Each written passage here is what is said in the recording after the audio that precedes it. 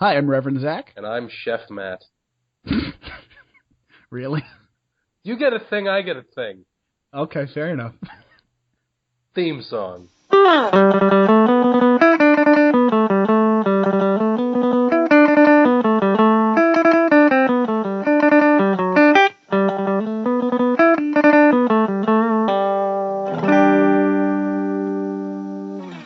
And welcome to This Movie Was a Hot Dog, a podcast where me and a friend of mine watch a movie, a bad movie, critically, financially, or otherwise, then we review it, break it down, and tell you what we thought. This week, we kind of watched a movie that I thought was a failure, just in my opinion. Financially, it did great. It doubled its budget, and critically, it was okay. It is 2014's Robocop, the Robot Cop, starring starring some guy I've never heard of. Gary Coleman's the little black guy. Gary Oldman. There you go. And 1989's Batman. Perfect. And it's about a robotic police officer. Not a cop. A robot cop who patrols the streets of a Detroit that is nowhere near in the desolation it was in the original movie. Yeah, that place was falling to pieces. This one, it barely seems like a robotic cop would be necessary. Not to mention, in today's society, where Detroit is quite literally falling apart, like, people burn buildings for fun there. And this movie, it was fine. In the original movie, they were shooting cannons at guns guns at cars in the streets, and no one was stopping them. Yeah, I feel like they could have had a little more fun with just making Detroit a shithole, but they didn't want to make someone mad or something. Well, that was the thing, though. This movie wasn't over the top. Like, no. The other movie was, because you have a movie called Robocop about a robot cop. You can't play that serious, and this movie did, and I think it suffered for that. I don't know. It's the case of any gritty remake. We'll just get into it. So, Sam Jackson, we open up the movie. Samuel L. Jackson. We open up the movie on him on a Fox News fill-in playing Black Bill O'Reilly. Which is and his name is like Pat Novak or something. Yep. It's like not the O'Reilly Factor, it's like the Novak Files or some bullshit like that. Let's call it the Novak Files. And America has apparently an army of killer robots that we're using to do our bidding across the world. Yeah, just everywhere. And when they said they had like a few of them, I was picturing like maybe 30 in the field. It's an army. It is like an imperial robot droid army. And they say, too, basically, that these robots are used everywhere but America. Like, we're holding the world hostage.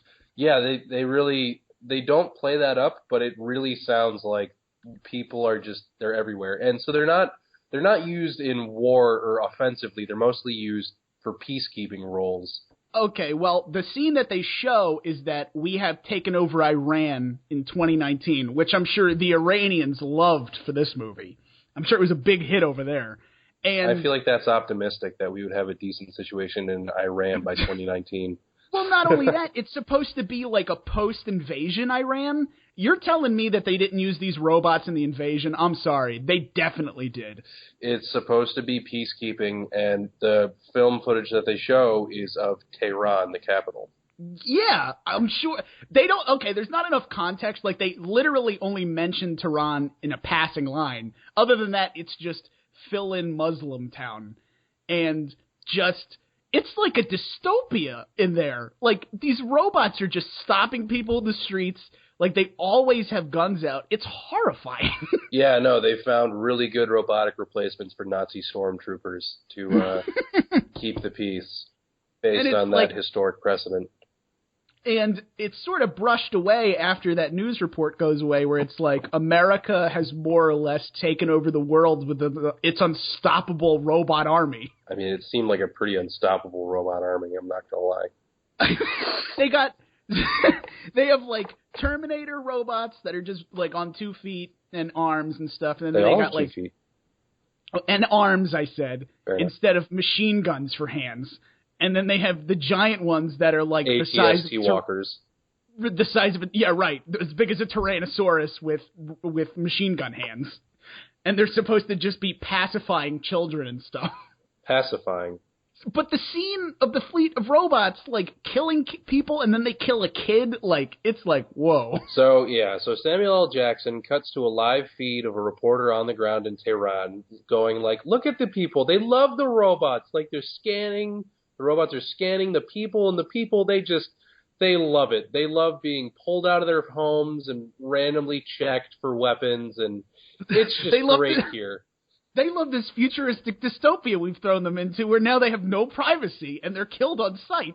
Meanwhile, some guy gets his buddies together and is like, all right, you ready for a suicide mission? And it's like, fuck yeah, we are. So they all have guns and suicide vests, and they just start grabbing robots and blowing themselves up. It's a very successful attack, by the way. I mean, in the end, though, they only get robots, which, by the way, like, these robots apparently can't see through glass windows because, like, they were you see the suicide bombers kind of looking at the robots like, all right, you ready? And they're just, like, standing in full view of the frame and just, like, nope, can't see through windows. That's the one limit of the robots, apparently. So anyway, they cause a bunch of mayhem, but, of course, the ground crew reporters end up safe. And this furthers Samuel L. Jackson's point of, look, these robots just saved my coworker. Robots are great. Let's go robots. Robot cops forever. Also, Rorschach is the leader of the robot army, the guy who played Rorschach in the Watchmen movie. I couldn't remember. I was like, I know him. That's Rorschach. Yeah, I realized that the second you said it. In this movie, he plays Maddock, who is part engineer, part just asshole. Part, like, mercenary? Exactly. Too? Like, it's unclear because he talks about how he wrote the code for the safety protocols. Like, if you're someone who has this thing, then you're like someone that the robots won't attack and will go out of their way to protect. But other than a handful of scenes where he sort of mentions that, he's more or less just a thug. Yeah. Like a hired thug. Just a thug. That's the only other way to put it. A hired thug who went to night school and got his computer programming degree. Good for him. Really turned it around once he got out of space jail. Really did. Well, so back to Black Bill O'Reilly is talking about, like I said, robots are used in every country in the world except America because we don't care about anybody who isn't American, and we one don't. Pussy congressman just had to make this shitty law that prevents the use of robots on U.S. soil. It's called the Dreyfus Act, which is really the whole MacGuffin of the film, really. Yeah, so evil corporation, and obviously it's a movie, so they have to be evil eventually. It's Evil Corps. It's Evil Corps. They go, we need money, and we can't get American money in America, but we can get everywhere else. If we could just sell these robots in America, we would get all of the money, and we'd be such a happy Evil Corps. Right, and then they all just laugh, like, maniacally while fire raises behind them. And so they talk about, like, the opportunity cost is, like, $600 million a year or something like that. It's insane. So then once, the fires come up and we firmly establish that they're the spawn of Satan, we go to Murphy, the Irish cop of the future. But he's a loose cannon cop who doesn't play by the rules. Right, basically. But I have a huge problem with Murphy's. Like, obviously, I'm going to make a lot of connections to the original movie. It's going to happen. Please do. There is such little emotional connection with Murphy in this one as opposed to the original. In this one, he is just working on some generic undercover bust/corrupt cop something. It really doesn't matter. Not just anyone. This is the crime boss of the city, Zach, that's selling guns. Don't look at your notes. Do you know his name? Who? The crime lord? Yeah. Valid. Yeah. Damn it. I was hoping you were going to say no, because I haven't seen the original Robocop in at least a year. I can name the bad guy in that. I can't. Clarence Boddicker. But it's just it's such a generic plot. Also, in the original movie, there's like, he talks about how it's like, oh, my son, and I'm just this wet behind the ears cop, and oh, Detroit's terrible because people are like punching each other in the police station, and there's that always in that future dystopia where there's conjoined interracial showers. I don't know why that's the sign of like the future where everybody's in one shower together. But he's learning how to twirl his gun because, like, his kid watches the show and he has this connection with his partner. In this movie, they just get into a gunfight that you know he's not gonna die in. Yeah. His black partner gets shot right away, which I was like, wow, we're still doing that, huh? Yep. Like, we're still just killing the black guy right away. And I thought he died. I thought he did too. You had no reason not to think that. But that's the other thing in this movie. Nobody dies. Like, so few people die. And yet later on, so many people die. No, not really, though. Robocop, okay. As many people as he shot could have, but yeah. If you think about some of the action scenes, the body count gets pretty high. But, like, let me just say, the original movie slowly introduced your character, like, built him up before even any action happened. I agree. Not only that, they built up the city of Detroit. In this, like, there's really not a lot there, and I hadn't noticed that until you brought it up. But, like, other than his one investigation into this guy who's running guns and the fact that he thinks his two coworkers are dirty cops, there's really not a lot to think, like, man, like, if anywhere needs a Robocop, it's Detroit. Right, and they do such a good job of that in the first movie. There is a scene where, like, a guy's watching a TV and just breaks the glass and just takes the TV. And then the main bad guy's like, look, all of my henchmen, hand cannons. And then they just run down the street blowing up cars with cannons. And nobody stops them. And in this movie, it's nothing happens. It's pretty tame. And God, it speaks so much more true today. Like, I know I said that already, but like, that's such a missed opportunity. Yeah, Detroit is still a shithole, so you could still just like say everything you could back then. It's even worse. It's almost as bad as they said it was in the first RoboCop. Yeah, it's like they tried to film there, and then the city was like, yeah, but if you cast us in a bad light, like, we're going to revoke your permits. And it's like, oh, no. So then we cut to Evil Core going like, oh, well, you said that already. We need the blah, blah, blah. And then he goes to Gary Coleman. God damn it, Gary Oldman. Gary Coleman is the black. Oh, my God. I can't stop picturing Gary Coleman as the RoboCop now. That would be the greatest remake of RoboCop. That would have been a much better movie. Cuts to Gary Oldman with a guy, because he's developed these new, like, fully autonomous robotic limbs for amputees, and he's teaching this guy how to replay the guitar with his creepy skeleton hands. Which, like, whir and hiss so loudly, which is so dumb, because, like, modern servos are way better than that. He's got, like, pneumatic pumps in his hands. Yeah, right? It's like, and he's like, no, fluidly play the guitar. And he's like, are you kidding? Yeah, right? It's like he's got steampunk hands or something. Also, we have that. We haven't created, like, some sort of latex skin you can wear over your creepy skeleton fingers. Right? Like, we could probably passably attempt that now. Right. No attempt to be natural or have skin like anything in this movie. It's just all exposed robo parts. So they cut to, so they're going like, oh, we need you to build us a robot thing that's like a loophole through this law. And he's like, well, we can't do it. So they decide they're going to put a robot in a person. A person and a robot. Cut to Alex Murphy going home to his wife and kids after his partner just got shot.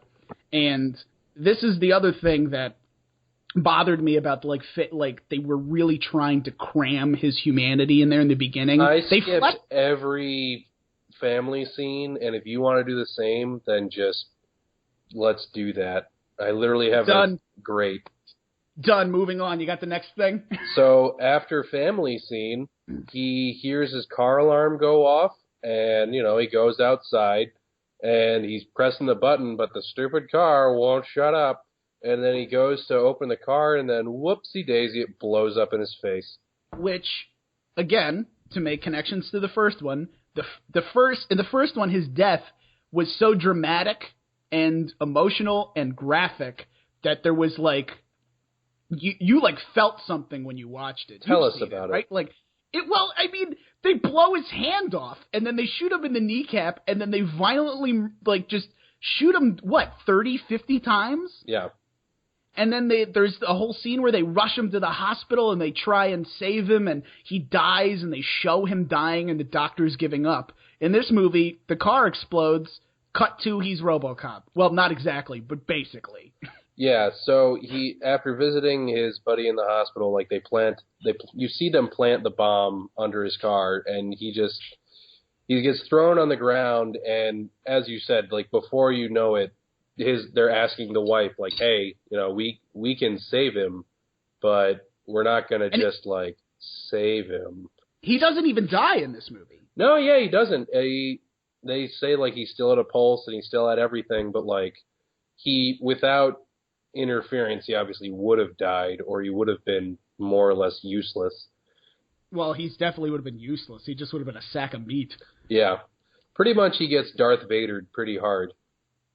Well, this is my next line. So blah, blah, blah, he is a robot now. And so he wakes up and he's like, oh my God, I'm a robot. And he's like, wait, you got to relax. You're a robot. You have to learn to control your robot emotions. And the other scientist in the room is not helping at all. She's just saying like, activated, blood pressure rising. His robot levels, parts. Blah, blah, blah, these blah, blah, blahs, blah, blah, blahs. And he might as well have been like, what's she saying? Robot parts are well oiled. The robot part of his brain is functioning. What do you mean robot parts? What? Robot brain? What? Who are you? What's this room? And he freaks out and runs away, and he breaks out of this facility. And I actually love this part where he breaks out and you find out he's in a Chinese sweatshop. Yeah, right? Like all of a sudden he jumps a wall and he's in a rice field. He's literally like at Foxconn. Yeah. Like the place where they make iPhones, he's in a place like that. So did the Chinese make the robot cop? That thing's going to break down like real fast. It's going to break down about as fast as your Xbox. Yeah, but I solved that problem by overheating it with towels. We can try that with Robocop. He overheats it, they just wrap him in towels, and you're like, all right, he's going to work for another 3 hours, and then we're going to have to do that again. He's going to work for 3 weeks, then 3 hours, and each time it'll be less effective. It's a real big plot point. So as he gets out into the rice paddies, they just shut him down. And I was hoping he was just going to land face down and drown, and then they'd have to go back to the drawing board. Well, because... like, wouldn't that be great? It's like, oh, we need to find another guy. Well, it's in this scene where they're like, he's like, what is that feeling? And they mention, like, phantom feeling, but he's, like, having phantom his entire body. He's having phantom his entire body because they've attached nerve endings to everything. And they say the phantom limb thing, but then he has, like, tactile sensations. And so it's like, why even say that? Like they changed it halfway through and didn't update the whole script. Well, it's like his whole body, like, how far does that go? Does he have, like, phantom, I have to poop? Like... Does he have phantom skin? Because he doesn't really have any of that anymore. Right, exactly. He's just got... There is a scene after they shut him down where, like, so picture a scene in Iron Man where Tony Stark has his suit pulled away, except instead of Robert Downey Jr. standing there, it's a set of lungs, a spinal cord, and a head. And that's all that's left after they pull the suit away. And that was pretty shocking for me. That was. I will admit that when they did that, and they... It was like, well, the first time they did it slowly, where, like, they pull his, like, fake legs off, and he's like, oh, I lost my legs, oh, geez. And then they pull off his waist, and he's like, oh, man, I don't have a waist. And then they pull off, like, his chest, and he's like, where is this going to stop? Yeah, like, how much of me is me? And it turns out more or less none at all. Right, I was waiting for it to just be, like, his skin, his face skin. Yeah, like the skin of his face and his brain, like, even his jawbones are metal. Which was basically what the original RoboCop was, but I did like that part. That was a weird, creepy image. Yeah, it was pretty intense. Okay, so one of the things that I thought was interesting kind of earlier on is we see a debate where the CEO of the company is kind of debating the author of the bill that outlaws robotics in America. pretty natural congressional hearing. The guy who wrote the bill is just going on and on against robots. And honestly, the more he talks, the more I'm like, hey, yeah, they would make better cops. Why is your bill against them? You almost sound like you'd be for them. Why are we using them everywhere but here? Exactly, because he talks about how like they can't feel, they can't know things, and it's like, yeah, you're right, they can't feel. They're not going to be racist. They're not going to be elitist. They're not going to get tired. I mean, just think of all the recent news stories we hear, and just think of how a robot wouldn't have done any of that. Jeez. Like, why don't we have robot cops now? God, get them. We can't get them fast enough. You're getting so mad about this. Right? And this guy's like, no, they can't feel feelings. And it's like, feelings are in the way. Jeez, fucking get those out of there. You sound like you're trying to get hired at Evil Corps. Right? Yeah. I need a summer internship, dude. I can't stand that they gave him a one human hand. Yeah, it seemed kind of unnecessary, but because when he was in the hospital bed, it showed, he had below the thigh was gone, left arm or right arm gone, and most of his skin pretty charred. And yet, for some reason, when they disassemble him and show all the organic parts remaining, for some reason, just like his left hand, but not even any of his skeletal structure or anything. No, not his arm. None of his arm. Yeah, just his hand. Just his hands. And then the next thing is his lungs, and nothing in between. Well, to briefly jump ahead to literally the end of the movie, a giant robot falls on him and crushes his robot hand. He should have looked at that and went, whew, that was close. Like, how that could easily happen to his regular hand. I don't know how much he cares about having a regular hand. Then why have it at all? I think they literally had it so he could shake hands. But that would be interesting if they had said that. Yeah, if the marketing guy was like, we can save this, this, and this, like, we might as well just only keep the lungs and the head. And they're like, wait, keep the hand too. Give him a human touch when he's like, glad-handing the politician or whatever. But they don't say that. So instead he just has one human hand. And when they have literally stripped him to just face skin, that human hand is so fucking useless. Yeah. One thing I did kind of like, though, is the kind of marketing team that keeps appearing behind the scenes. They've got the PR lady who just, like, reeks of evil. Then you've got the jumpy young marketing intern who takes his job so seriously he kind of doesn't realize when he gets into ethical gray areas. Well, they always have that thing where it's like, he's testing really well with kids. Yeah, exactly. Well, and in the end, he's just like, and he's not like, oh man, this creepy monster of a not human is, kind of scaring me. He's just like, no, we tested him, the focus groups. He scares prisoners like this, so we thought we'd dress him down kind of like this for kids and really get a happy medium and like blah, blah, blah. And it's like... He literally said we want to make him a transformer so kids will like him. Kids will like it when they transform. 90% approval. Like, it's a cop. Like, come on. And then the owner's like, nah, let's just make him, like, paint him black. And so that leads to the scene where he's finally, like, out of testing and blah, blah, blah, and he goes back to the police department. Wait, you skipped the scene I actually want to talk about. The family scene? No. Oh, God, good. no. God, no. No, the first real action yeah, scene. all of his let's go through the testing procedures. I shouldn't have skipped that at all, you're right. Yeah, no, not at all. The first real action scene of the movie is, like, this is what I feel like, I felt like it made me think of Gala Walkers in the sense where there was no stakes in this scene. None. He moves with such efficiency that, like, it's over so quickly, and he's so proficient at gunfighting that it's boring. Yeah, exactly. Like, which is honestly starkly contrasting with the first gunfight of the movie, where they got to fire 1,000 rounds and only his partner gets hit in the shoulder.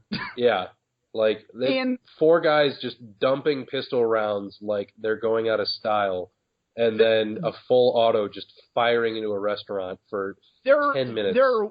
There are what, like 6 gunfights in this movie? Yeah. I think 2 of them aren't boring. Yeah. Like, the first 4 gunfights, you're just like, he's just bebopping around and zipping around and shooting people, and you know he's not going to get killed or hurt because it's the first hour of a 2-hour movie, so he's fine. But I hope. And he's just, well, here's another thing that bugs me, and I'll bring it up now because it's in the first gunfight scene. All right. Are you going to first thing, or shall we go through the testing procedures? Because I have some fun stuff there. Well, we can get to that. Let me just bring this up. All right. So when he's in gunfight mode, he is like zipping around, doing backflips, jumping all over the place, hanging from girders and flying through shit. But then when he walks like a fucking clunky ass, like... Because that's what people want to see, which I hate it. But I know. We have me. more natural walking robots than that now. You can either see him be clunky and robotic and very deliberate and only make 90-degree turns. Which is how he is in the original. Right. Or make him, if you want to update it, to have him be like jumpy and spinny and an acrobat, then do that too. You can't do both. Yeah. Because they contradict each other. Exactly. Like in the first Robocop, he's basically just a tank. He's not very maneuverable, but he's highly armored, and he's pretty accurate with his shots. So he's just a slow-moving tank, and that's Robocop. In this one, like in action scenes, he's basically a Matrix character. He's flying around, just unloading ammo with deadly precision, and like he never takes more than 2 shots at a guy. Like it's just bang, bang, dead, bang, bang, dead. And as soon as he's done, as soon as he's killed everybody, he immediately like stiffens up like he's made of stone. Exactly. And then just starts stiff-arming it back to the car. Like it's like, well, why don't you just jaunt over there like you were this whole time? Low batteries. I guess so. So anyway, though, but before we learn that he's capable of this, first we get him to stop being crazy and stop running through rice fields. He meets Rorschach, who is the munitions officer, and he is first shown an SMG, kind of futuristic but pretty timeless shape. And then he's shown a pistol that's more or less the size of an SMG. Yeah, I'm glad you brought that up. Stupid huge. So huge, it's like, well, why not just give him 2 of those? It was like a Judge Dredd gun. But we learn here that the pistol has magic stun bullet power, which in the beginning we watched a giant robot mercilessly shred a kid with bullets. Where were the stun bullets then? Those weren't Americans. We don't care about. Those are brown people. Right. I forget. When they said that, when they bring up the whole stun thing, all I heard instead was, this movie's PG-13, not R, so we have to shoot people without shooting them. Oh, but even still, they shoot the shit out of people. That's true. Oh, one more thing about the test that I wanted to mention. So they before the test where he has to fight all the robots, they hook him up to an artificial intelligence test. Which is the first test. Right. And they show, see, a regular robot goes in and doesn't hesitate. He hesitates for like 5 seconds. See, he's not as efficient as the robots. He's not going to work. So they drug him up so that his emotions drop a little bit and that the programming sort of just takes over. And they go, okay, we're going to test this very, very experimental robot technology. What should we do? Well, let's have him fight 80 battle-proven robots. Yeah. Yes, he in defeats a full them. Live fire exercise. Right, they're shooting real bullets at him, and yes, that does defeat him. He does defeat them, but that is such, like, how is that fair? Yeah, it was kind of dumb, and not only how is it fair, but, like, how did he win? Was my first thing, but I guess it was a couple different things here. So in the first test, like, it was a really railroaded simulation where it's basically like a shooting gallery. He's just walking down a corridor, he rounds corners and, like, pops guys off.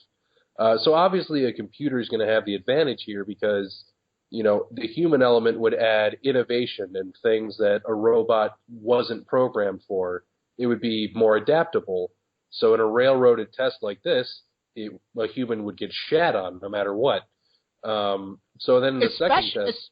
Yeah. Especially when in the last scene they said straight up he's less efficient than these robots. Yeah, and obviously he was going to be. So let's put them up against 80 of them? So then the key here would be like one of those robots wouldn't be able to take on 80 of those robots because it wouldn't be able to like think through it. Although in this case there wasn't as much thinking as the automatic robots are basically the floor model, and then he's the Porsche, and he's just racing through everything because he's got better armor, he's got better, motors and jumping and maneuverability and everything. So it was, I don't know, it was a decent action scene, but it was still kind of like, what makes him so fucking special that he's just like, they can't hurt him and he just blows them up. He's proven to be efficient. So they're going to go public with the Robocop program. They're going to have a big press conference. But just before they do, like literally a minute before he goes on stage, they decide to upload the entire Detroit Police Department crime log into his brain. And oddly, his brain reacts poorly to this. Yeah, like right before they do a big launch, they do a giant untested upgrade to him. And suddenly they realize that's not really how you launch a product. Like, why would they go, this thing that is extremely experimental and never been done before, let's do it right before a nationwide press conference. I'm sure it will go flawlessly. However, before that, there's a moment that I enjoyed where he's talking to his old partner, Chalky White. And ooh, Boardwalk Empire reference. Gotta love him. He's talking to him, and he's like, hey, at least you're the right color now. Joke, because they painted him black. And so my question here is, now that he's been painted black, does he get to say the N-word?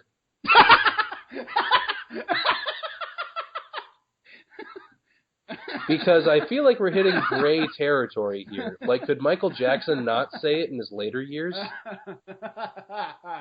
Oh my God, that's so dumb. You're welcome. I'm going to say, because his black partner was like, hey, you're black now, I'm going to say yes. So he's been given authority by proximity, kind of like Dave Chappelle's writer. That's right. That is the dumbest question. I'd love that if you just wrote that in, like, after every sentence he said. That would change things. So, weirdly enough, pumping an entire server's room worth of programming into the human brain fucks with it a little bit, and he just he freaks out and, like, has a seizure. So he had met his family and his partner before this, and, like, he was still himself. He was a pretty normal guy. And then after this upgrade, they have to make him not work well, but they have to make him presentable. So they're like, just drug him up and just kill all of his, like, highs and lows. Just hit him with dopamine, hit him with tranquilizers, hit him with blockers, hit him with, like, just such a drug cocktail that he is just in a fog so that he can get through this conference, say a couple things for the newspapers, then we'll get him back in here and figure out what the fuck we did. And so he walks by his family and his partner, and they're like, hey, and then his programming's like, not a threat, moving on. And hello, I am a robot cop, and just keeps walking. And so one of the things that I kind of enjoyed, though, during the press conference was, like, his big moment of, he scans everybody in the crowd and then finds a fugitive murderer, and just, like, without any warning is like, you're under arrest. And the guy's like, well, now's my time to leave. And then Robocop just leaps to the audience and shoots him with a taser. That's his first criminal he finds. He shoots him with a taser and arrests him. In the original Robocop movie, the first criminal he finds, he shoots him in the dick with a real gun. He shoots a rapist in the dick with a gun. Like, to me, that is in a nutshell the difference between the two movies. Yeah. Like, it's like, you're under arrest, zap, you're unconscious because I zapped you. And the other one, he's just like, I blew your dick off through a woman's dress. Oh my gosh. Like, and that, like you said, that's the biggest difference. The first movie just didn't take itself seriously. It was joking around, like, what if there was a robot cop? And I feel like I said, especially if the movie is called Robocop, Robots Cop, You have to, like, it's not serious. It's not a serious thing. The one place that they aren't serious, though, is what? Samuel L. O'Reilly. He is like who the they saving throw grace to, of this film. He really is. He's so great. They throw to him right after the arrest. Then he's like, 6 years this man was on the run, and 60 seconds after Robocop, he's found him. And then we cut to Gary. God, I even wrote Gary Coleman in my fucking notes. I love it. They cut to Gary Coleman, and I did like how he's like the whole time he's like, I don't want to do this, and they're just like, do it anyway. And they're trying to keep him from his wife and kids, and they're basically just like, just make him a robot. Just make him Robot Man. Throughout, and that happens through several stages throughout the movie. Like, the whole point of bringing him in was they wanted the human element to be like, look, you know, we have something kind of halfway. We're not going to put mindless automatons in your streets. We've got just an augmented normal cop, like a former hero cop. Right. Who's here to be here. And then slowly, like, first they're like, well, you know, maybe when he's in battle mode, kind of take him out of the equation and just let our cop AI run through things, and he'll feel like he's doing it, and that'll be enough. And then when they upload the crime data into his head, they're like, well, maybe just kind of level out the human side of him together and kind of just keep him focused on what's important and not really his family. There's even a scene where they're like, is this legal? Like, we're turning off his human side. And they're like, well, I don't really care. So. Well, no, but... But, you know, anyway. And so after after all the stuff with his emotions, and they're trying to kind of debrief on that, they go, something beyond chemistry or physics caused him to interfere with the programming. And that just pissed me off, because we already know now that emotions are brain chemistry, and this is the future. If they didn't account for freaking emotional, like, if they didn't account for spikes in hormones caused by emotions interfering with their stuff, then they're just bad at their job. They can't say, like, oh, we never could have known this. Like, no, you just didn't plan for it, and you're trying not to get fired now. So after that, he just goes on, like, a crime-busting spree where he, like, gets on his robot cop mobile cycle, which is completely unexplained. I feel like in the original they would have explained that if he had a special robot cycle that was, like, made out of the same shit he is. But he he's trying to find this one guy, and he busted this drug deal going on, and this bugged the shit out of me. When he was analyzing the drug dealer that he was arresting, yeah, he the scan said totally stoned. Did you see that? No, I missed that. Oh yeah, he scans his eyes and he goes totally stoned, and I'm like, come on. Yeah, like, not like inebriated or something more formal, just totally stoned, man. If we're gonna be silly like that and be like, this guy is totally stoned, then fuck it, then be silly the whole movie. Don't throw one thing in there where it's complete bullshit. So, Zach, how did he get the drug dealer to turn on his boss? Well, he's like, well, if you don't cooperate, I will arrest you and shoot you with my future gun that will shoot you with 50,000 volts of electricity. And all I can think is, like, is he trying to make a Frankenstein? No, Zach, he's trying to make 16 2/3 Frankensteins. Because all you need to make a Frankenstein is 3,000 volts of electricity. Preferably from electric eels. So would that kill him and then bring him back and then kill him again and bring him back? Does that math work out? Will he die in the end or be a Frankenstein? I think you need an odd number of cycles to really... So he'll just end up dead. Yeah. No, an even number of cycles. So he's got 16 2/3. So he'll be dead and reanimated 8 times and then mostly dead after. Right where we want him. You want your criminal right in that middle stage where they're half dead, half alive, like in Space Jail. Exactly, compliant. So he goes to a giant meth lab, and this is where in the original movie a giant epic gunfight would happen, except in this one it's completely bloodless and over in 10 seconds, and again is so efficient it's boring. So efficient it's boring, not completely bloodless. The crime boss blows himself up with a grenade. But I'm like, in the original movie, when Robocop shot somebody, they exploded. Yeah, like, no, his gun was like 10,000 caliber. Like, their spinal cords flew out of their backs. Yeah. In this movie, there is the most violent of the action scenes where he fights humans is set in the dark, so you can't see the blood. Which also, we'll get to why that was dumb. There are a lot of things about this movie that I liked, and you can probably tell that just from the way we're not completely bashing it, but the violence just suffers from being too modern. It's like, oh, well, he's got to be quick and fast because that's what things are now, and it's like, it's post 9/11, so everybody's got to be mean all the time. And do you remember after September 11th, everybody stopped making jokes and having fun? Because that's how this movie's treating it.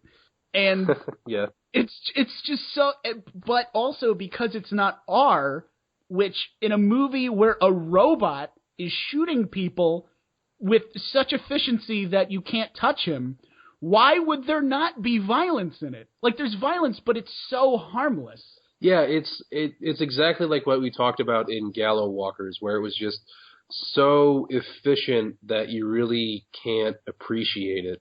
Well, there's no stakes. You're not like, is robot, or even... He's never like pinned down reloading behind a barrel. He's, Well, even this, in the original Robocop, the gunfight he has in the meth lab there, that scene is because he knows the guy who, like, killed him is in there.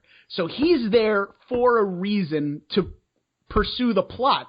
This scene doesn't do that. It goes nowhere. It's just so we can have a 2-minute action scene because the script called for it. Yeah, like, so the police chief, 5-star police general. I saw that. I was like, what is she, the commander of all the polices? Yeah. Is there a 5-star police general? There is, and that's her. And so, but she's not even working in City Hall. She's working in with them. I'm like, that's not how. Like 2 stars tops. Yeah, right. Or just the nameless chief. Who's the secretary of police, the 5-star police general? Do they have to nominate that and have it like confirmed by Senate committee, or is she also in control of the fire department? Like, probably.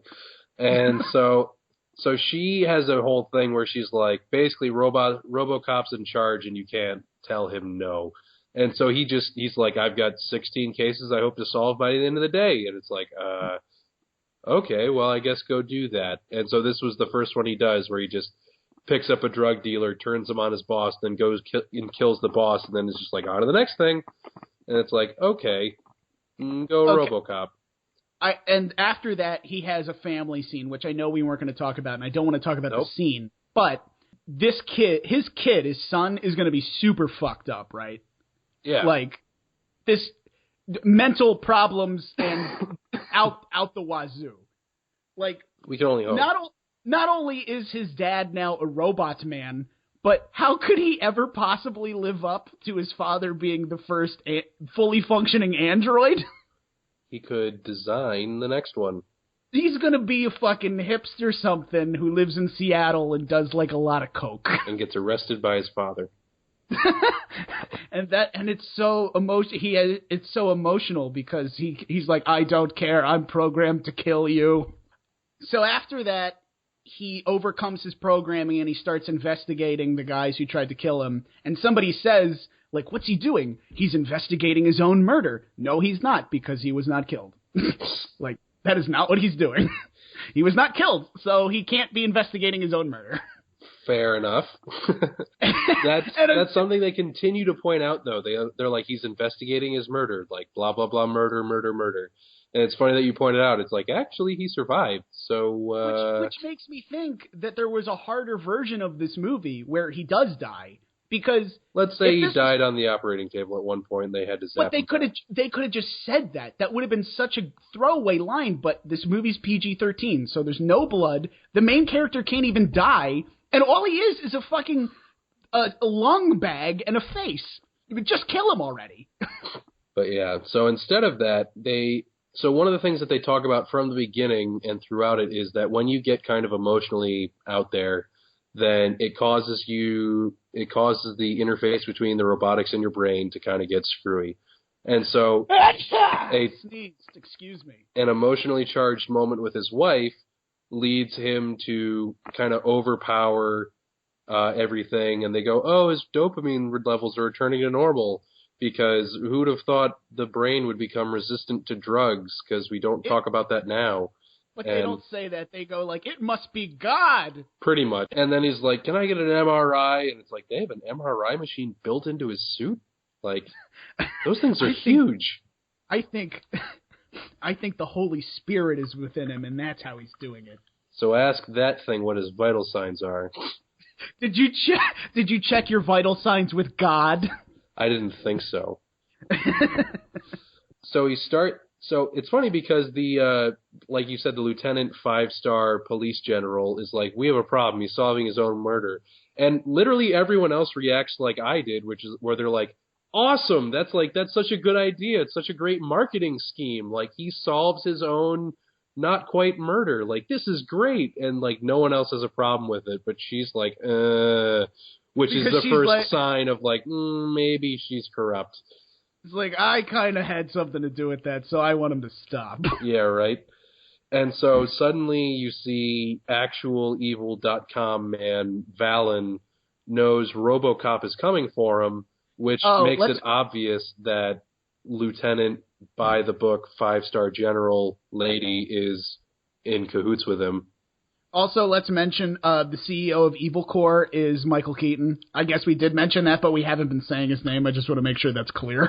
So I have two groups. I have Business Evil Corporation, and then I have Actual Evil Crime Man. Since this movie has actual evil crime man. Because there's like the guy who's supposed to be the bad guy, and then there's like the business guy who you're like, you know he's going to be the bad guy, but he's not technically the bad guy yet. But you just know it. And in the original movie, Actual Evil Crime Guy is a character. In this movie, Actual Evil Crime Guy is just what we're calling him. Yeah. He's the crime guy. There's nothing to him other than that. He's just, I have to do me bloody crimes. I have to run guns for money and do that. And what? Did you think Robot Cop's head looked really small on his body? Or is that just me? I would say so, yeah. He looked like he had a super tiny head, and that bothered me. Well, I mean, they tried to give him like a big, bulky, oversized, armored body, so it's going to end up looking like that, because they didn't give him much of a helmet. Because they didn't want to dwarf his face, so it was a design choice. And he's just like, it was going to be stupid no matter what. Does he age? Like, I don't know. This movie takes course over like 6 months, so. But I mean, like at the end, spoiler alert: RoboCop lives. No way. And he's with his family. Like, they live too. Yes. Is he gonna age, or is he just gonna always be 35? Nah, I mean it doesn't even matter because they're probably gonna get divorced in like a year. So. Well, does he get to retire? Does RoboCop get a pension? Not a great one. You know, he's just a beat cop. That's right. He's not even he's just a beat cop. Detroit's, their finances aren't great. They've had to change a lot of their pension plans to kind of keep the city finances up, so he's not going to get a great pension. So RoboCop is unleashed in the city for what appears to be a week and a half, and crime went down like 95%. It's crazy. Like, as efficient as RoboCop is, and I'm sure he's super duper efficient, that's impossible. Yep. It's just like traveling faster than light speed. Just that's impossible. You just can't do it. It's like, and in Detroit, mind you, because they're like, oh man, if there's like an unencrypted cell phone, like he can listen into your calls and he can access all the CCTV footage. You know how much of Detroit is falling apart and off the grid, where just like crack hobos who have no connection to anything or even have a social security number are just killing each other for $20. Crime did not go down 80%. Turns out all they needed was one cop, not like 1,000. Right. It's nonsense. But Anyway, so Robocop is storming the headquarters of actualevilcrimeman.com, known as Valen. Oh, well, you forgot the anti-drone law got repealed. Right, yet. No, not yet. When he goes to... Oh, that's right. Okay, you're right. I'm sorry. Just ruining I'm sorry. I'm so sorry. I love you. Okay, so in preparation for a big slug out with Robocop, first they do the obvious. They're like, you need high caliber bullets because we know it needs at least 50 cal to like damage its armor. It's like, good, great. That sounds like a gun runner preparing to fight something pretty tough.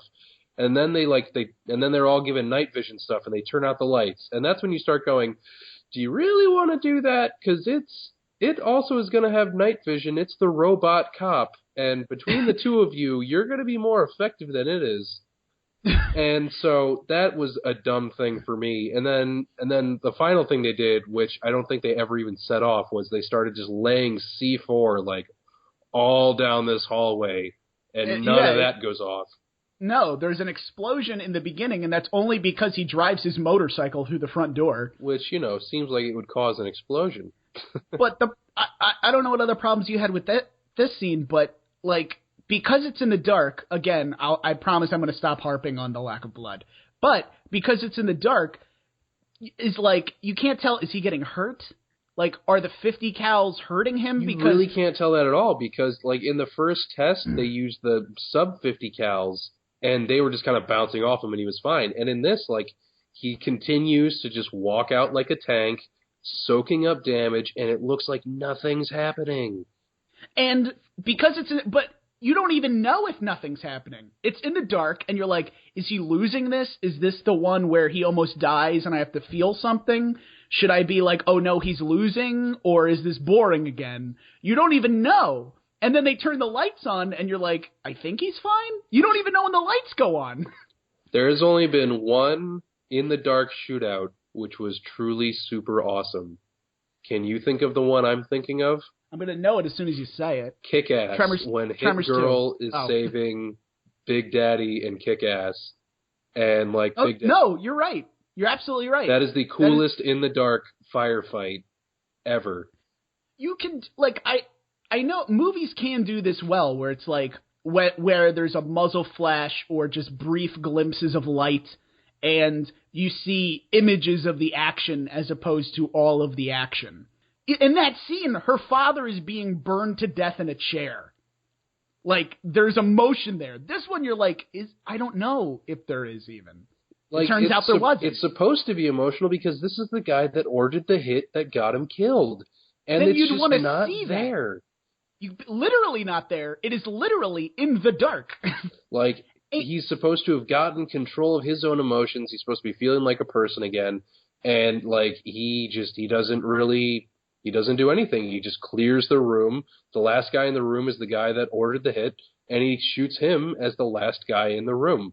And there's not even like a, I'm glad I found you, what an evil actual criminal man. Now you're gonna see what it's like to die like I died, and then shoot. He just happens to shoot him Zach, last. He didn't die. How could he see how it was like to die? But he's solving his own murder. Right. But in any case, yeah. So it's pretty anticlimactic, other than the fact that they turn on all the lights and the floor is soaked in blood. But it's like, oh, so I guess there was an action scene in here. But yeah, so we finally see him afterwards, and it turns out like, oh, he actually got damaged, and like his face shield is cracked. He's got some pretty deep penetration wounds in his armor, and so he starts to look a little more mortal. But he's able to walk away, and he goes back to the police office. And that's when he confronts the two dirty cops that planted the bomb in his car and tried to get him killed. And he's like, I found your fingerprints on all these weapons in the warehouse. And not only that, and I should have led with this, I found video of you ordering the hit on me. I should have led with this. Exactly. Like, he starts with, like, I found fingerprints of yours on the guns. And, oh, yes, I saw you talk about killing me. Like, that was his second point. And then he goes to arrest the Supreme Allied Commander of the Detroit Police Forces. And as he's like, this is the thing that bothered me, where he's like, he goes in and he calls out the chief for being corrupt. and he holds a gun to her head, Yep. and in a very the Dark Knight-esque scene, he just goes, "Confess! Confess!" I'm like, that's not going to hold up in court. Like, One if I would held say a that gun, was found during duress, yes. right, if I held a gun to your head and say, you have to tell me you killed Abraham Lincoln or I'm going to shoot you, that does not prove that you killed Abraham Lincoln. Does it? Believe it or not, no. But yeah, so once he's screaming with the gun in the face of a high-ranking public servant, oddly enough, they decide to hit the kill switch on him and they shut him off again. So they take him back to the lab and they've got him kind of in sleep mode. And the axis of evil is all talking, and they're like, well, he solved his own murder, and they're like, I don't see the problem. And then Rorschach goes, he solved his own murder. How long do you think it's going to be before he realizes you're a dick? They're like, yeah, it's gonna be a problem. So what do we do about the hero? Let's kill him. Let's kill him, and it'll be great. And so that's when... and it'll be great. And that's when Lord Emperor CEO of Evil Corp starts buttering up the doctor who made Robocop and has been kind of feeling pretty sympathetic toward him throughout the movie. He just butters him up and is like, he's not going to have a normal life, and things are going to be hard, and he's just like, his son is going to be this, and it's, we'd be better off we should put him out of his misery. And so Gary Coleman is very reluctant. Gary Oldman, God damn it! I'm going to do that the whole time. God damn. Gary Oldman goes, okay, I want you to fund my research for the next 10 years. And he goes, okay, you got it. And he goes, I want my own staff, none of your guys. He goes, all right. And he goes, I want you to just keep that family well paid. Like, they'll never have to worry about anything ever. And like, goes, all right, better you got get it. a trip to Disney World every fucking week. And he goes, okay, you got it. And Gary Oldman goes, all right, and walks away. I would have been like, no. I want that in paper, and I want 3 copies, and I want a lawyer here. And like, you probably shouldn't leave your lab for a week. Like, why would you ever trust him? And so, but in any case, Dr. Integrity pretends to buy that, and he walks out, and almost immediately turns around and is like, yeah, so they're going to shut down Robocop. Like, I just talked to them. I bought like maybe 2 minutes. You got to be careful. Meanwhile, while this is going on, one of the Axis of Evil, the PR lady, goes to Robocop's White House and is like, I have a secret for you from Robocop. You need to come to my office to hear it. Quick, get in my van. And all I can think is like, they're just going to kill her. Like, this is where they kill his wife. I hear you dying in the background, but like, is that not basically what they said? I mean, it's just so great. I have a secret from Robocop. And that's what he says. She's just like, I have something that I need to tell you, but like, he wants to tell you in person, so you got to come with me right away. I can't tell you here. Bring your decoder ring. Exactly. Your patented Robocop decoder ring and T-shirt. I got it in my cereal. So they bring his wife in, and Batman goes, yeah, we tried to save your husband. He's dead. And she's like, oh, I'm really angry. And he's like, I don't care. But Gary Oldman is like trying to sneak. Dr. Integrity is going to sneak back into his lab to free Robocop. And they have to use the distraction. This woman is distracting these two, like, this company literally has its own army. Yeah, when these guys first talked to the CEO, I was like, does the military report to him? And yeah, not... like, nope, apparently their security are just stormtroopers. Because, yeah, it's not a bunch of security guards who are in, like, blue suits with, like, batons. These are, like, armed soldiers. This is Delta Force. He has Delta Force working for him. And he's sneaking back into his lab, and he's like, they're like, freeze, we're going to shoot you, even though you're the guy who works here, and we have no reason to shoot you. And you're completely unarmed. And he goes, okay, please don't. And he hits a little button to close, and he please, I'd rather not you do that. And he hits a little button to close the door, and as the door closes, they just wildly fire at him. They panic. Like, there is no reason to do that. Yep. So this glass is bulletproof and they can't get through. So he runs in, he's trying to wake up Robocop. And the way these two armed guards decide to get him through the door is just continuously shoot it. Well, they shoot it for like a minute. To the point, nothing is ever bulletproof. Things are just bullet resistant. You're telling me these guys don't have a key? They should have had a key. In hindsight, they are literally there in Evil Corps. They are inside the compound of Evil Corps to kill Robocop. You're telling me that they can't go, oh, okay, here's my open every door protocol because I'm in the private Evil Corps army. You know what? Maybe they didn't spring for the all access pass. I guess those are expensive, and they keep losing them. And every time they lose them, we got to print another one. Exactly. So they get in. He wakes Robocop up. He literally is like, Robocop, wake up! I need you to kill 2 people. And more or less everyone else. And so he kills these 2 guys. Dr. Integrity tells him, basically tells him everything. He tells him his whole life for the past 6 months has been a lie. And which he Robocop, more or less knew at this point. Right, but he doesn't take it well. Yeah. And he decides he's going to just go kill everyone. Basically, he decides to go full rampage. And it's like, you know what? Let's do that. And so Robocop goes and launches a raid on Evil Corp, which has turned itself into a fortress because why not? You're in the middle of Detroit, so you might as well just have this stuff on hand just in case. Yeah, but if you want to do that, show that Detroit is a fucking nightmare. Nope, let's just make it seem like a pretty well put together city. Oh, also, full of lovely people. Now the Dreyfus Act is repealed. So yes, while Robocop's fate was unknown after cleaning out the corrupt cops of the police department, they kind of report that and they're like, hey, blah blah blah, Robocop did great, and also normal cops maybe not so infallible. So then the Dreyfus Act gets repealed. Samuel L. Jackson is full applause. Then Robocop escapes being, killed. And suddenly the axis of evil is like, oh, we told everyone that he died from wounds sustained. Quick, deploy our army. Yeah, pretty much just like we need to throw everything at this to make sure that our lie is not found out. So they've got the ATST walkers just like stalking all around the ground floor, just like the original. Super awesome. And then they're and what, 300 armed military? Who turns out not so hard to get rid of because he just threatens them. He literally tases their leader and is like, anybody else want some? And they're all like, we're pussies, and they just run away.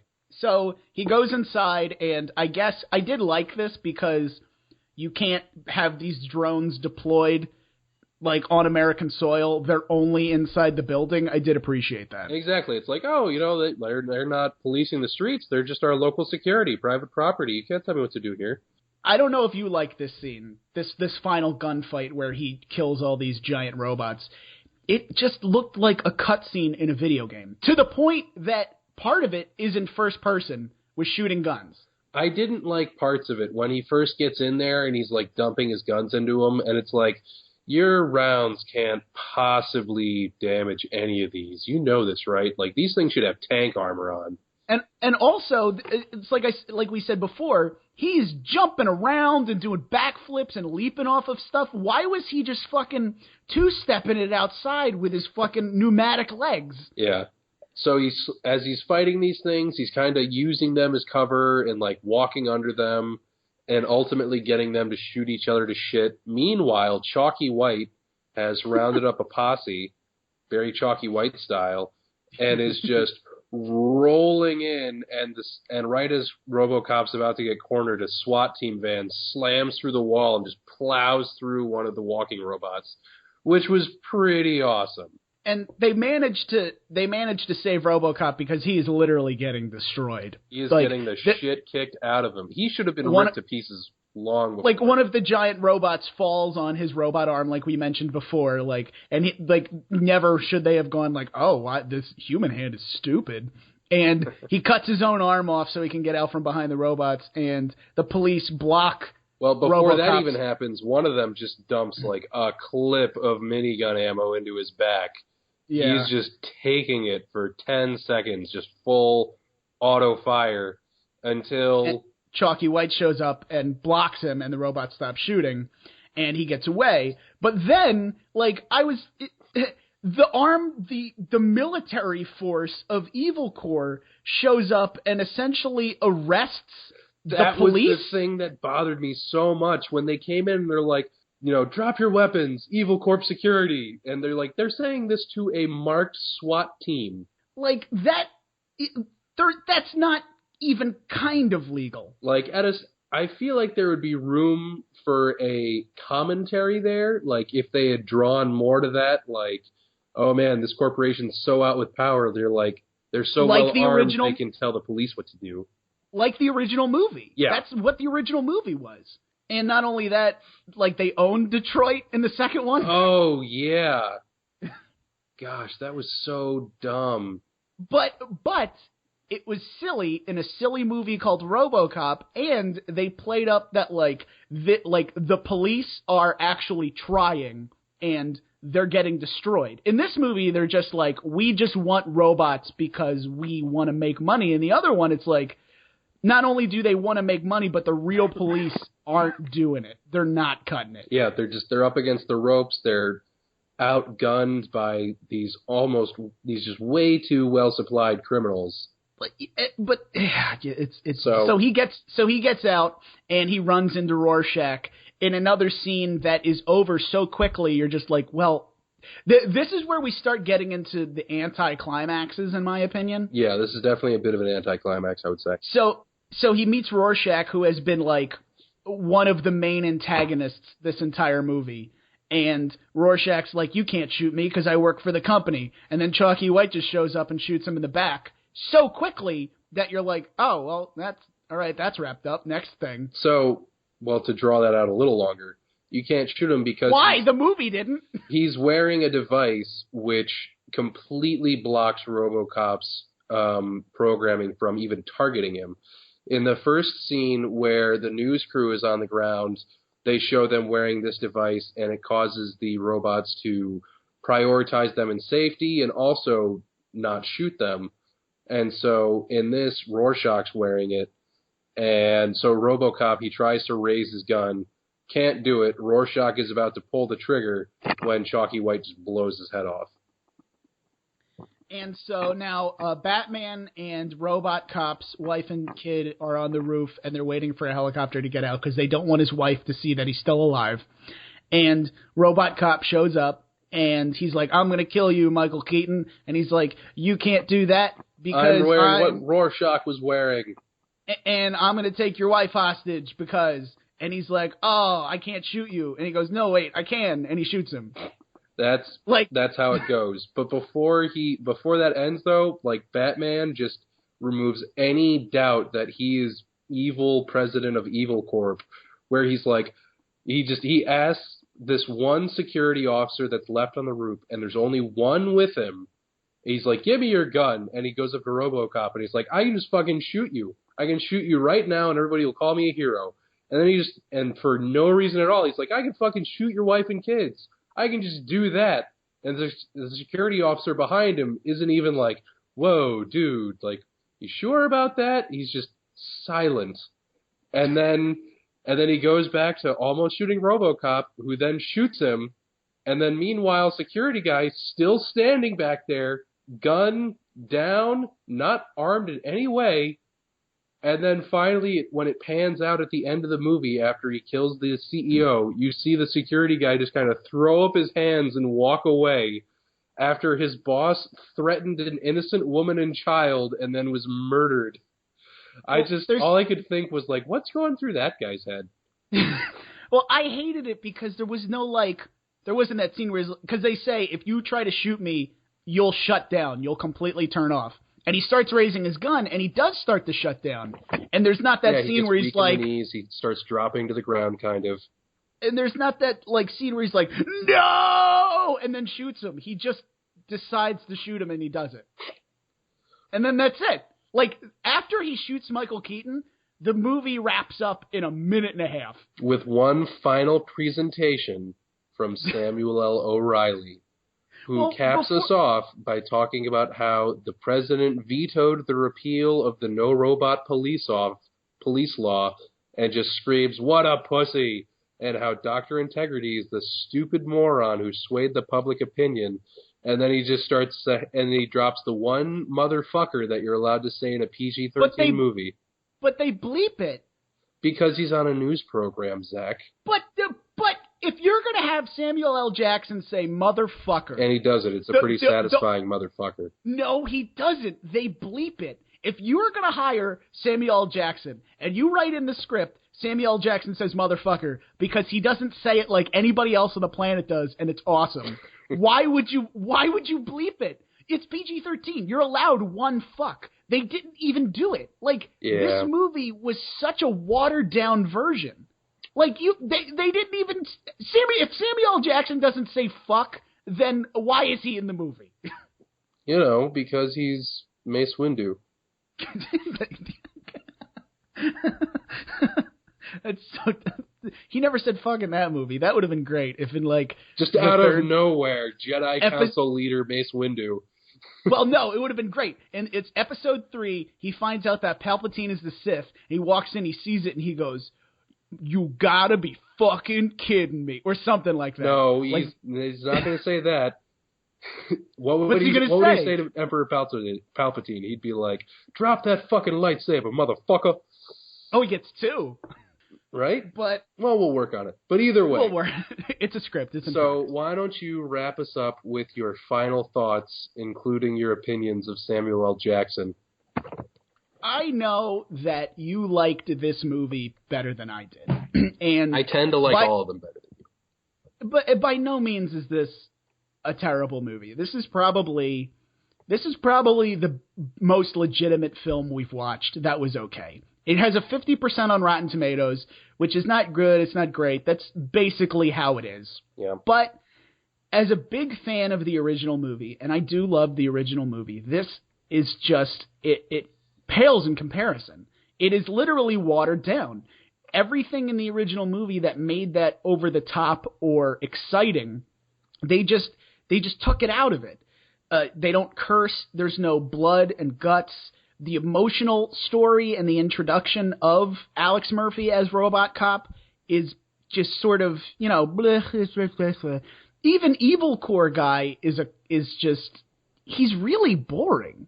Am I wrong? I thought he was a boring character. He was interesting, but he didn't do anything. He was kind of interesting because he was a bullshit artist. The primary guy of Evil Core was just a bullshit artist. He went from situation where he was in over his head, and he slung just enough bullshit at Dr. Integrity, at the congressional hearing, amongst his Axis of Evil advisors, with the marketing and PR lady. He constantly reeked of a guy who was in over his head and just slinging bullshit and just hoping it worked out. I don't feel like they tried to characterize him like this too hard, but that's how it came off for me. I didn't hate it. He was a lot how I think Steve Jobs was in real life. If you just called that Apple and Apple made a robot cop, I'd be like, and he was supposed to be Steve Jobs, I'd be like, yeah, this is probably what would happen. This is way better than Ashton Kutcher's version. You know what? Watch this movie again, and just instead of Evil Core, it's Apple, and instead of Michael Keaton, it's Steve Jobs. And instead of RoboCop, it's... I still think it would be RoboCop. That's the thing. I think that Steve Apple's Jobs RoboCop. It's made at Foxconn in China. This is Apple. Okay, well, I can't wait to see how the Android RoboCop turns out.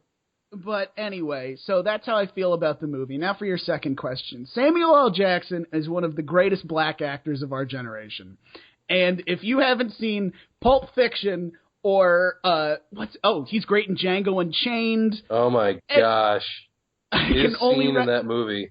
I can recommend anything that Samuel L. Jackson is in. Even in his first little cameo in Coming to America where he is trying to rob a McDowell's. He's great in it. So that's how I feel about Sam Jackson. So Matt, your assumption of the movie and how you feel about Sam Jackson.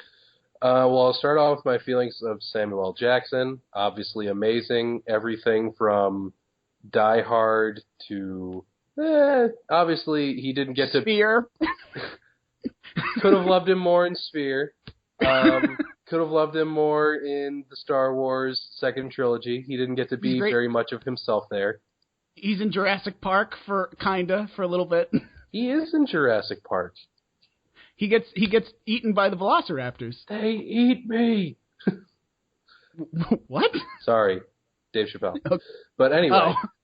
But yeah, so Samuel L. Jackson, the greatest man to ever utter the word or phrase motherfucker. Agreed. So, in any case, this movie, like you said, it's a bit watered down. Definitely missed a lot of opportunities. There's a lot of moments where it seems like they tried to make some commentary, but it doesn't really stick. Samuel L. Jackson's character is kind of them showing a world with a very right-wing view on security, kind of a need for a lockdown type situation to justify Robocop. They didn't, as we said before, missed opportunities. They didn't dress up Detroit. They didn't really dress up the need for Robocop. Perhaps they thought that the public wouldn't buy that kind of situation or what have you. I don't know. But in the end, it was just a lot of very vanilla backdrop and vanilla action, where in the other Robocop, you've got kind of zany villains. You've got the Robocop who shot the dick off of a rapist. You've got the inconsistencies in his action, which was going to be inevitable. When people hear a robot, they want to see, like, lurching clunkiness. But when you've got an action scene, you want to see, Yoda when he wakes up. So that is the best analogy. He's Yoda. Exactly. He goes from walking with a crutch to just flying around the room. Overall, like, there's a lot to complain about. It's far from a perfect movie, but in the end, my impression of it was positive. I enjoyed it more than I thought I would. There are definitely some good action scenes in it. If you skip over all the parts where he's talking to his family, that'll make you feel so happy. And so, yeah, I'd have to give it probably a little better than Rotten Tomatoes. I'd probably give it maybe a 6-ish out of 10. Definitely not in, that 7 above where I'd recommend it heavily. But, if you wanted to see something different or you just thought the movie looked so cool, you could do worse. I'm gonna stick with Rotten Tomatoes. I give it a 50%. And I understand that. If you're making a movie night with a date or something, don't watch this movie. Don't watch this movie. There are much better movies to watch. But if you're homesick from work, there's worse you could watch. Movie recommendations. Well, yeah, I guess anything that wraps with Samuel L. Jackson? Oh, God, I didn't even think about that. I don't want to go stereotypical and say watch the first RoboCop, no. But if you haven't seen the first RoboCop, watch it. I've already given Sam Jackson recommendations. As will I. As will you. If you want to see something hilarious related to RoboCop, look up the scene in the fan remake where he just goes around and he shoots the dick off of like 100 dudes. I knew exactly where you were going the second you said that. That was so good. He just shoots, like, it's the rapist scene, but now there's 100 guys with fake dicks and he just blows all their dicks off. It's just nonstop. I'll have to post that. That's great. But I completely forgot to... you know what? Jack Brooks' Monster Hunter. If you can find it, great movie, great bad movie. Jack Brooks' Monster Hunter, I highly suggest it to anybody. So for me, this movie tried to be a gritty cop movie. And so if you want to watch a gritty cop movie, I have one and only one top favorite cop movie. Can you think of Lethal Weapon 2? Yeah, no. Lethal Weapon 2. No? End of Watch. Oh. I'm going to say, I'd say Lethal Weapon 2, but Lethal Weapon 2 is one of my top 5 movies of all time. But End of Watch is the best gritty cop movie that I would ever recommend. It was probably one of the most underrated movies that I've ever seen. What about like Cop Dog? Cop Dog? Or like K9, where Jim Belushi's partner is a dog? Definitely. I would also recommend both Cop Dog and K9. And while we're at it, you should also watch that Tim Allen movie where he becomes a dog, while we're just on the subject of dogs. In fact, just watch anything. Watch every movie ever. What is that? Is that movie like Dog Lawyer? Isn't he like a lawyer or something? Yep, it's Dog Lawyer. No, it's not, but either way, it might as well be. So, plugs. If you have questions, comments, concerns, or hate mail, we love hate mail. You can email us at moviehotdog@gmail.com. We have a Twitter if you care enough about that. It's at moviehotdog. You can find us on Facebook at This Movie Was a Hot Dog. And that's it. Other than that, I am the Reverend Zach. And I am Chef Matt. You're sticking with that, huh? Yeah, well, at least for today.